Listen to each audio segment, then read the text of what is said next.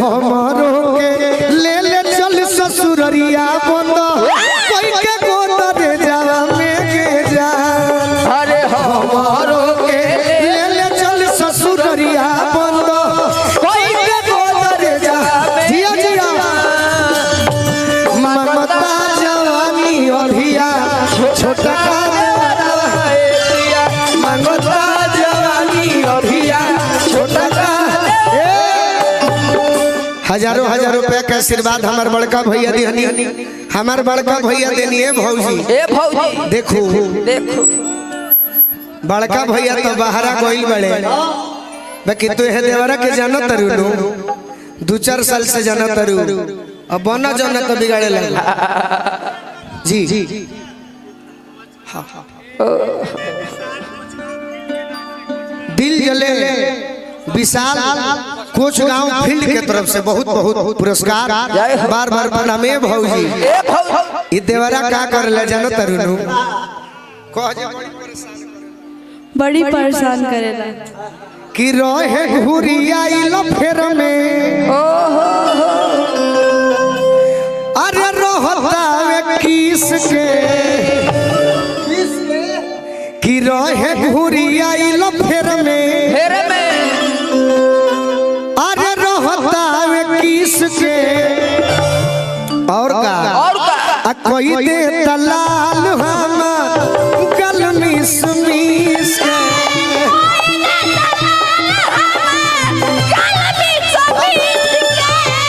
कोई दे दलाल हमार गल मिस मिस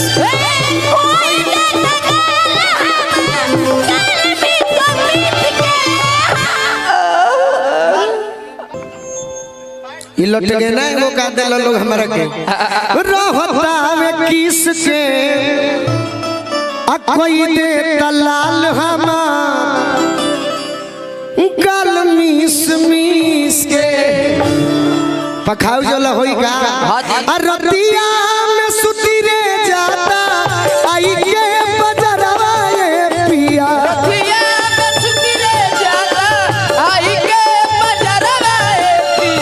रतिया में सुती रे जाता आई के बजरवा ये पिया मांगता जवानी अधिया मांगता जवानी अधिया छोटा का देवरा मांगता जवानी छोटा का देवरा मांगता छोटा का देवरा ए पिया जवानी अधिया छोटा देवरा एगो तूने तनी मनी धुन ऊ बाजी का गबड़ाइयो बनी हम हमारे को गाना नहीं आई बा एगो अरे तोर दिलवा मोर दिलवा कैसे मिला रे तोर दिलवा मोर दिलवा कैसे मिला रे धक धक करे ना छुई के बता रे धक धक करे ना छुई के बता रे तोर दिलवा मोर दिलवा कैसे मिला रे तोर दिलवा मोर दिलवा कैसे मिला रे धक धक करे ना छुई के बता रे धक धक करे ना छुई के जिया जिया मांगता जवानी अधिया छोटा देवरा मांगता जवानी अधिया छोटा देवरा और का अनुष्का भौजी तहर विराट भैया तो बाहर क्रिकेट खेले गइल बड़े एक नाम अनुष्का ऐसे हम कहने कि अनुष्का भौजी तहर विराट भैया तो बाहर क्रिकेट खेले गइल बड़े ओहो वर्ल्ड कप वर्ल्ड कप कि जखमी जितेंद्र कहियो अरे ना सीता हर थाती